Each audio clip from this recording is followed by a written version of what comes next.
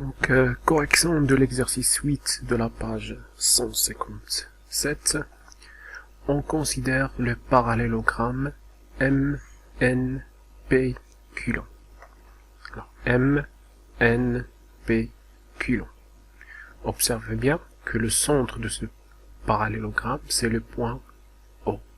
Complétez les phrases suivantes.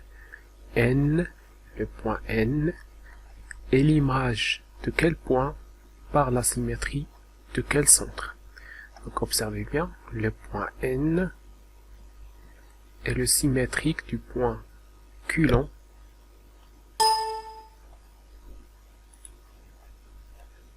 par la symétrie de centre O. Pourquoi? Entre parenthèses, parce que le point O est le milieu du segment N culon. Donc là, on dit que N est le symétrique du point culon par rapport au centre O.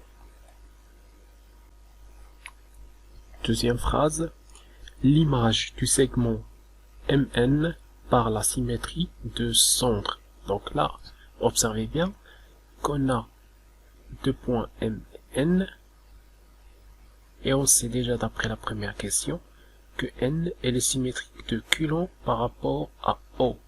Donc observez bien que le point M aussi possède une symétrie qui est P par la symétrie de centre O. Donc puisque N est le symétrique de culon et M est le symétrique de P par rapport à O, donc le symétrique du segment MN, c'est le segment culon P par la symétrie de centre O.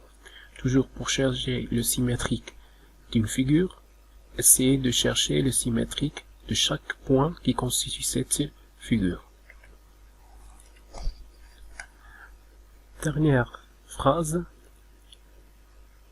la longueur du segment M culon. Observez bien, M culon.